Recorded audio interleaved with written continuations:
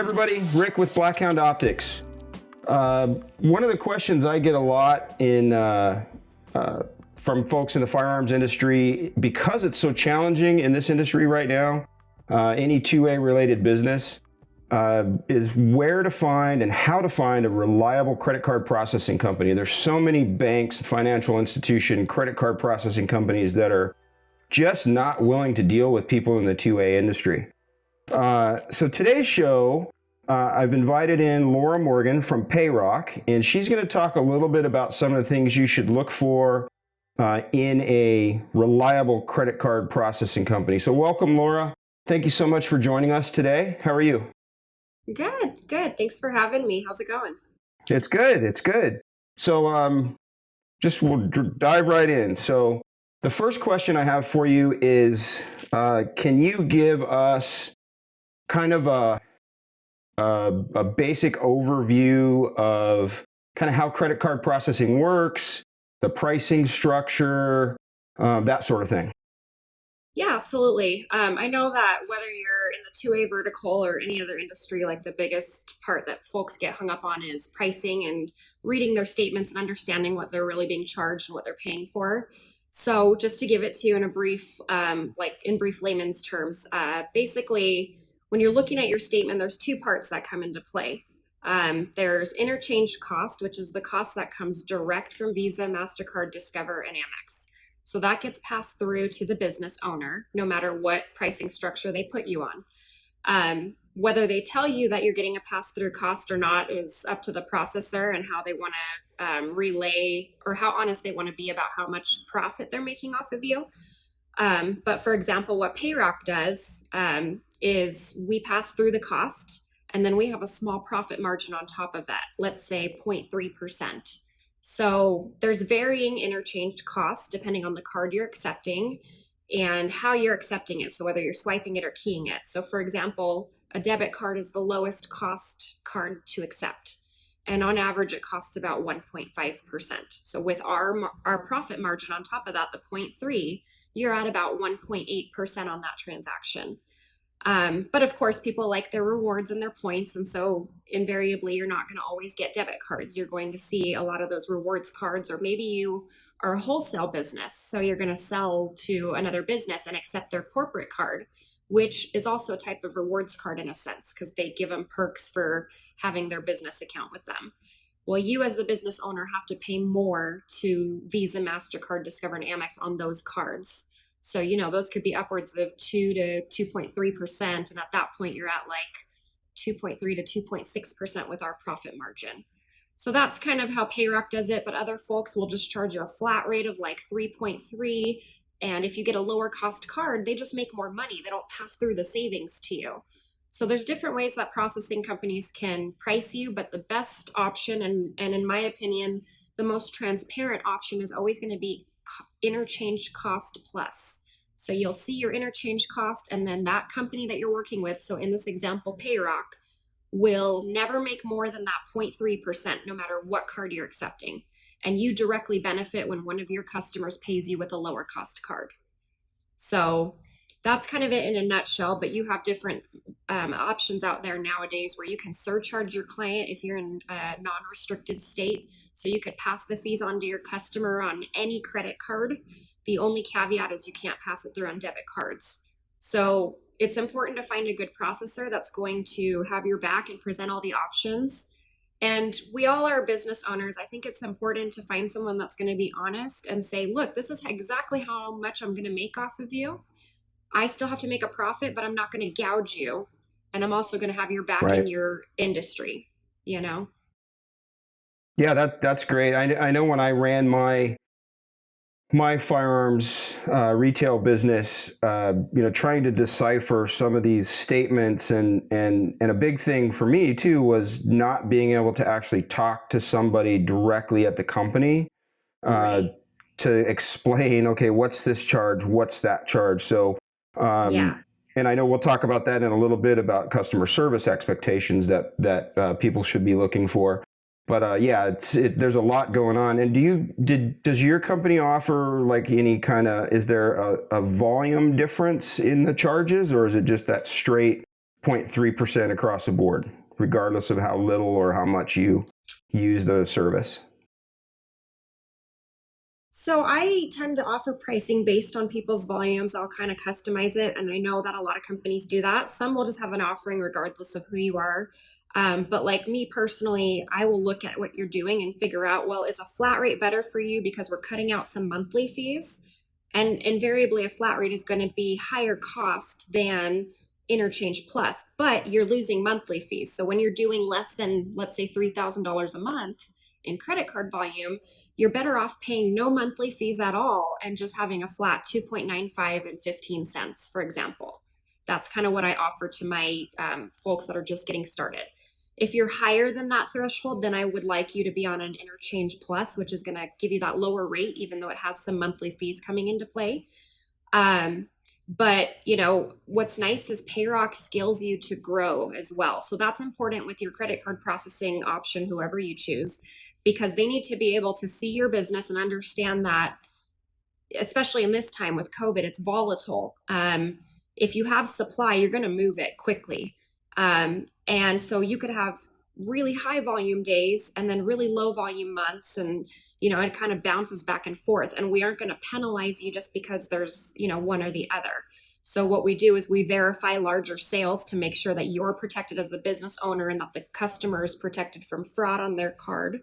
The other thing we do is, I will monitor your account to make sure that if you're growing past a certain point, that we switch your pricing, because you need to be scaled to a better price model as your business is growing. So volume does come into play, but regardless of the transaction size, our profit margin doesn't change. But I have that conversation with the business owner to make sure they are set at the right pricing for the stage of business they're at. Okay, great. So one of the main things that people really need to look for then right off the bat is transparency, and then companies that are going to be working with them to custom tailor the service to that business and monitor it. So when the business changes, someone's going to go, hey, let's change it to this. So that's exactly. Yeah, and when I ran my business, I never had that. I Well, never that's heard part from of having anybody. a personal contact too, Yeah. like you have to be able to have that person that's going to be your champion and have your back and make sure that they know that, they're not going to come. Like if I were to ignore all my clients and not worry about where their business is at, someone else is going to undercut me for their business, and so in Right. the end, I need to make sure that I'm taking care of them. And it also makes it so that it's just, I don't lose clients. It's the simple matter of it, and so each processor is different. That doesn't mean there's not other great ones out there, but this is just how I personally, from a sales level, handle my clients. And, you need to find that relationship somewhere to make sure that you're in the right hands. Yeah, that's important. I mean, price obviously is a factor, but I think that customer service is probably the biggest deal, especially when you're dealing with something like this that is affecting your finances, right? Yeah. So also, could you? I know there's a lot of people that are new to either business, or there's some home-based businesses that are maybe thinking about becoming a brick and mortar and doing a little bit more with credit card processing. So can you explain maybe some of the terminology, like what's a chargeback versus a refund, a sale versus an authorization? Because not everybody understands the difference and what all those things mean. Yeah, absolutely. I think, especially in the 2A industry lately, I've come across a lot of confusion regarding chargebacks. So I'll probably start there. Chargebacks are when someone disputes a card, and that could be for a variety of reasons, or I'm sorry, disputes a transaction, and that could be for a variety of reasons. So, we're talking, it could be straight fraud. They say that they never made that purchase, somebody stole their card information. And that's very hard to do if you're selling a firearm specifically, just because of, all the regulations that the ATF has regarding that transaction. Right. So, the burden of proof being on the owner of the business to provide to prove the sale was legitimate is very easy in that instance. But I have seen it in the ammo world where you're shipping and selling online, where someone has stolen a card. And if you don't make sure that the billing and shipping address of that card match, it could be a fraud situation because you're not face to face with the person and they're going to ship it somewhere that doesn't match the billing address of the card. and it was a legitimate card, stolen card situation. So that's what a chargeback is, but here's where it differs from a refund. A refund is when you as the business owner go in and actually choose to give that money back to the cardholder, whether it be over a quality issue or whatever the reason. Most of my clients don't have refunds issued just because you can't refund a firearm for the most part. Again, if there's a quality issue, you might give some partial refunds back. But what I find interesting is people don't know that if you get a dispute, so an actual chargeback, that you're not supposed to go in and refund that transaction. They don't realize that when a chargeback happens, the money is instantly taken out of your bank account to give back to the cardholder. And in a chargeback, you are actually guilty until proven innocent as the business owner. So it's just the way the card network is set up. It's kind of a pain in the butt because it breeds a lot of dishonesty, but it is there for the cardholder's protection because, as we all know, I'm sure all of us have had a card stolen at some point in our lives. And so it is Multiple nice to have the times. peace of mind. Yeah, exactly. It's nice to have the peace of mind that you can call up your bank and say, this was not me and I need my money back. But for you as the business owner, it's important to arm yourself and know the difference so that you don't issue a refund on top of getting that chargeback, because then you're double out the money. And you might be out product that was actually stolen if it's a real chargeback. So, there are terminology things that you need to know as a business owner so you don't get hurt further. And then as far as sales and authorizations. So a sale is a transaction in which you run a certain amount on someone's card. You're basically sending a message to that cardholder's bank to say, does he have the money to cover this $200 transaction? And the bank sends an authorization code back that says, yes, he does have the money. And boom, the sale says that it's okay, it goes through. An authorization is when you're checking if the funds are there, but you're not actually capturing the money in that very moment. And it's important that online businesses know the difference, especially just because of the fact that if you are shipping something to someone and maybe you want to authorize their card, but you're not ready to ship the item yet. I try and coach my clients into not selling stuff that's out of stock. But for example, when you order something on Amazon, you'll see a little authorization on your account, but it'll drop off until the item is ready to ship. And once it ships, then they actually go in and call and what's called capture the sale, and they'll actually charge it at that time.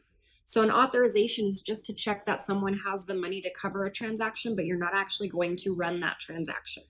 So there's a bit of a difference. Oh yeah. So if you didn't know and you just ran an authorization and then shipped a product and never followed through with actually charging it, you'd basically given away a product. 100%. And authorizations are useful in the case that you maybe want to authorize it now, but you don't want to capture it until you've shipped the item, which is just a good business practice. Right. Because, they shouldn't be paying you until the item is actually on its way to them. And not everybody does this, and that's okay as long as your turnaround time is within a business day or two. But, it's better to authorize and then capture later if you have a slight delay on shipping. But for right now, with the COVID environment we're in and supply and demand in the industry, Payroc at least recommends that you don't sell anything that's not in stock because of the risk of chargebacks that are pouring through from people who get impatient and don't want to wait for their items to ship. Yeah, that makes a lot of sense. That sounds like a good recommendation. Well, yeah, that's very, very informative and good to know. I had some issues with disputes of transactions when I had my business, and the first one I had, I remember I was like, oh, well, I'll just go in and refund them, and then the dispute will go away. Well, yeah, then you end up double out the money. So that's definitely good information to know for sure. Yeah, you definitely don't want to create more of a headache because the situation is already kind of cumbersome to deal with. And that's another point of content. That's another reason you want someone who has your back, because there's someone there to kind of help coach you through how do you respond to that chargeback and what's the best practice to prevent it in the future, and that's where it's good to have someone to lend an ear. Right. Absolutely. So that's all excellent information. So what do you see, Laura, right now as the some of the biggest challenges facing people in the firearms industry or the 2A related businesses in terms of being able to procure a reliable credit card processor? Well, first and foremost, I think we all know that there's so many banks and institutions out there that just don't support the industry as a whole. And this is not because there's anything wrong with the legalities of what the business is doing by selling firearms and ammo and gun parts and things like that. It's actually just purely political belief. And so it's frustrating to me because we actually do support the industry. So it's hard to see my clients struggle to find someone who can work with them in the manner they want. But that being said, the first hurdle I see is just finding someone who's gonna work with your type of business. But there are a handful out there. But when you get to that point where you find a few that you're thinking of talking to, the other challenge is finding someone who's not actually just saying they're 2A friendly because they know there's an opportunity to capture a lot of business that other processors are not touching. It's, because I do see that all the time. They come across folks that say they're going to take on 2A merchants, and in the end, they're actually classifying them incorrectly as high risk and using it as an excuse to charge them through the nose. So Right.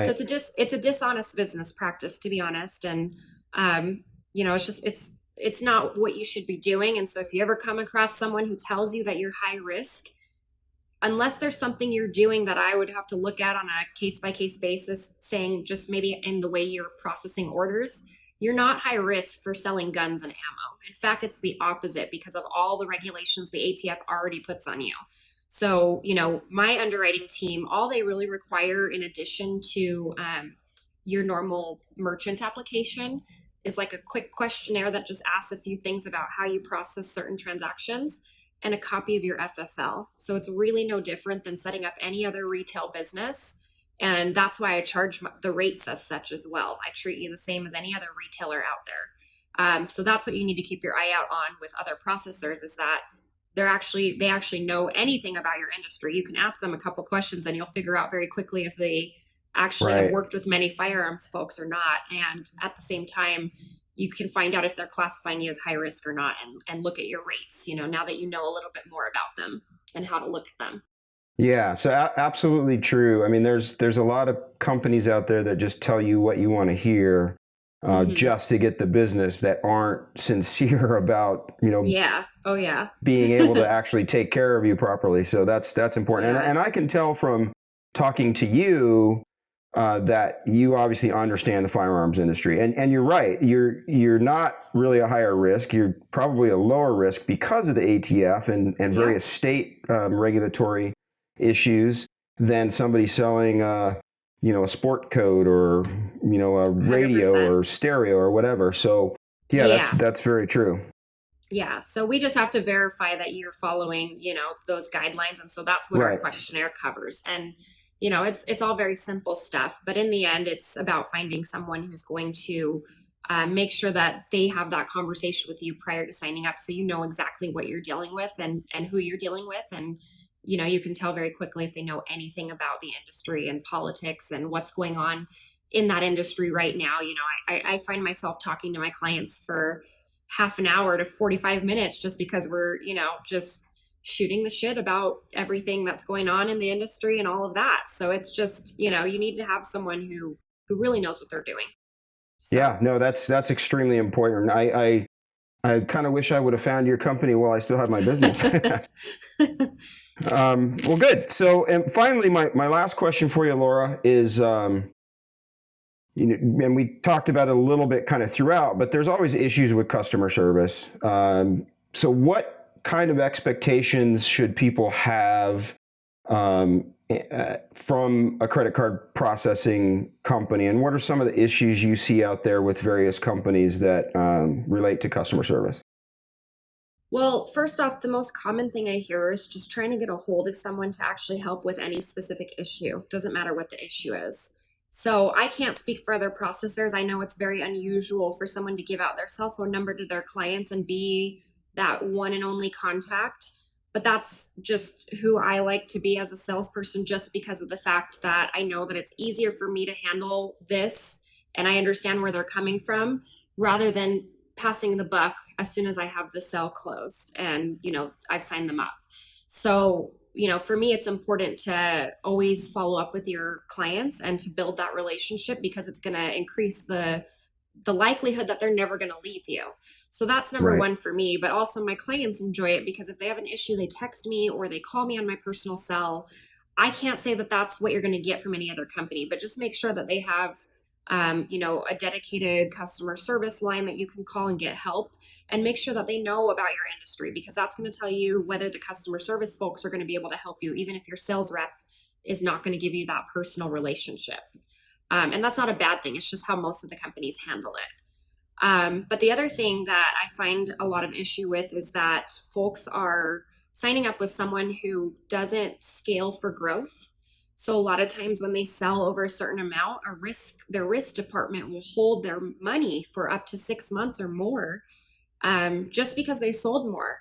And, with us, we're so detailed about our clients that even if it wasn't just me calling my clients up to verify a sale with them, my risk team would actually call the person, the business owner, and say, hey, you ran a $10,000 transaction. That's well over what you normally do. We just want to verify it. And so we're going to help you grow, but we're also going to do it safely with you. So, you have to find someone who's going to have that kind of level of customer service, to the point that they're watching your money and making sure that there's no fraud going on.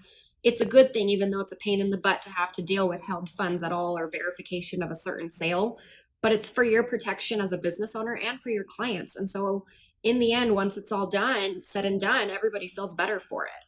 So, there's little things like that you have to keep an eye out for. And it's hard to tell in advance of signing up with a company if they're going to do stuff like that, but you should ask about growth and how they scale and how they handle that, because there are a lot of companies that they put you in a box and they want you to stay in that box. And that's just not how, capitalism as a whole should be handled, I think. So. Right. No, that's huge.